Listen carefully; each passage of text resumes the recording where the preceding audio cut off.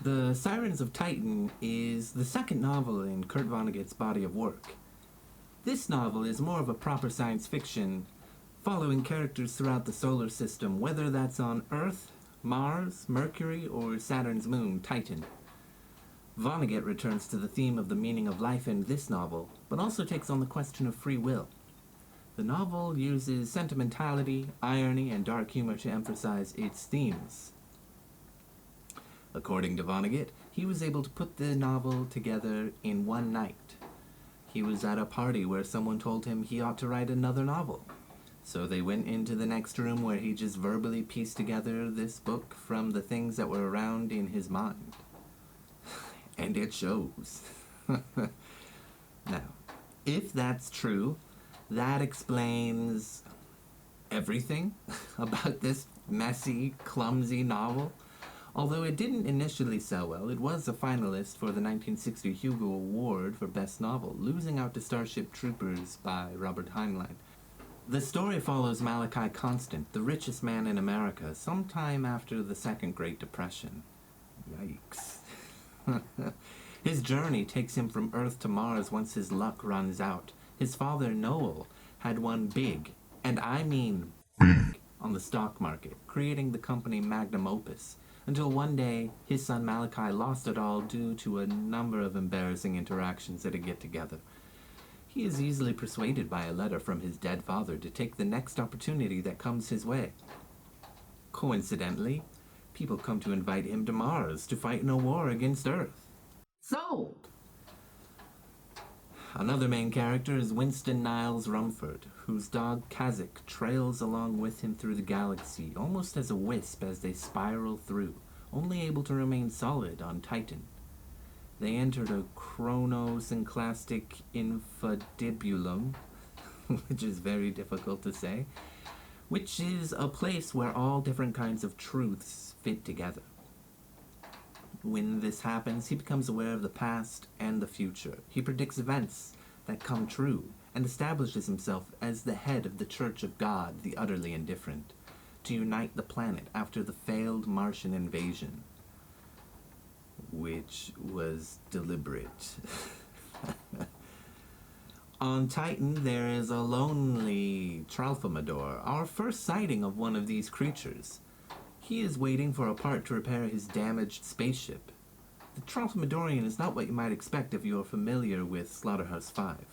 They are not little green toilet plunger creatures with a hand holding an eye.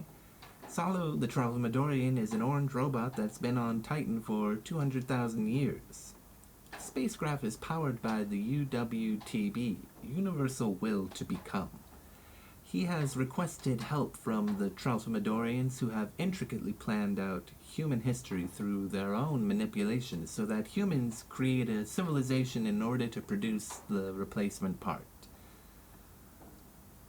Seems tedious, but okay. Rumfoord's encounter with the chronosynclastic infundibulum is involved with the war between Mars and Earth and the eventual exiling of Malachi Constant.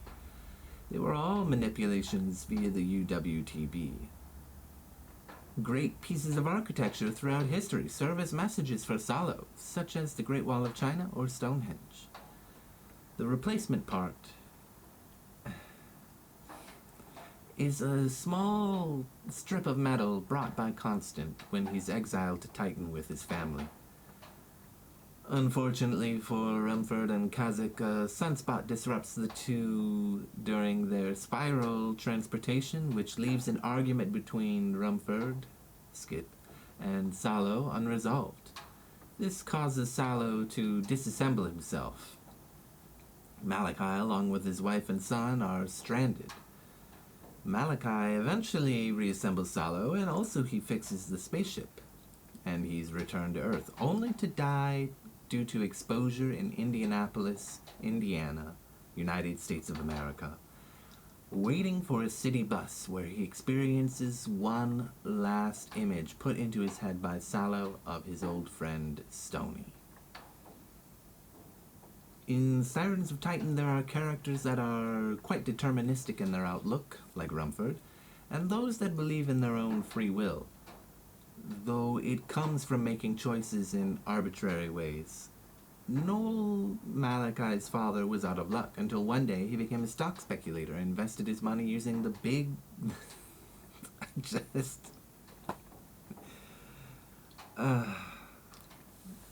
This is one of the few things that made me laugh in the book, because it's so ridiculous. He used the first verse of the Bible as a guide and broke it down into 2 letters and would invest based on the letters. So in the beginning, okay, IN, I will invest in whatever ticker has IN. TH, whatever has that, I will invest in that. It's as ridiculous as it sounds, but it brings him great wealth. Yet, still we are made to doubt free will, as virtually everything Rumfoord predicts comes true. He outlines Malachi's fate. Mars, then Mercury, then Earth again, then Titan. Since the itinerary ended on Titan, presumably that was where Malachi Constant was going to die. He was going to die there. And so it happens. Sort of. Rumfoord's interventions put Malachi in these positions to carry out his plans, making Malachi suffer through those series of accidents with the help of an antenna. But if Rumfoord is controlling things through his own machinations, does he not exert his own free will? What is the nature of free will? Rumfoord is not exactly human anymore and has knowledge of the past and future, a great power indeed. So is it power and knowledge that gives us free will? Not so fast, because, as I mentioned before, the Tralfamadorians have been shaping human history so that they'll deliver the new piece of metal so that Salo can carry on with his mission to deliver a message. This shocking revelation to Rumfoord upsets him. It may surprise you to learn that I take a certain pride, no matter how foolishly mistaken that pride may be, in making my own decisions for my own reasons. Salo, a machine that's programmed to complete his mission, overcomes himself, self-destructively, to use the power of his own free will and shares the message. Another element of free will comes from Malachi, not dying on Titan. He breaks the vision of the future and returns home to Earth, only to freeze to death in Indianapolis. Beatrice, the lover of Malachi, or Unk, who is Malachi, and also Rumfoord at one point, also suggests that although humans have served the interests of Tralfamador, they have been served in such highly personalized ways that it might as well have been of their own volition. There are, in fact, a number of ways that machines are referenced or used, or how people are made to feel like machines, so that Vonnegut can continue to explore this idea of free will. So, what does it have to say about life's purpose? We've seen that whether through their own free will or alien control, humans have served the Tralfamador's purposes, and the ship piece is delivered. But Vonnegut pushes back on that, suggesting that the purpose of life is to love whoever is around to be loved, rather than to serve as some sort of cog in a machine in a deterministic universe. Malachi's son comes to love the Titan's blue birds. Salo comes to love Rumfoord so much that he disassembles himself once he realizes that his friendship had been false. So what was the message that was so urgent for Salo to deliver? It is revealed that the message was simply a dot, meaning greetings in Tralfamadorian.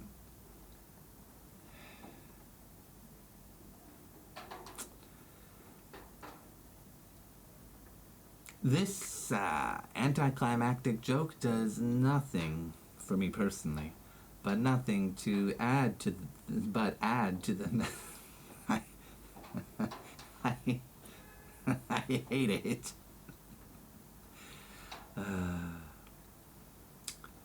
This anticlimactic joke does nothing but add to the madness that is this novel.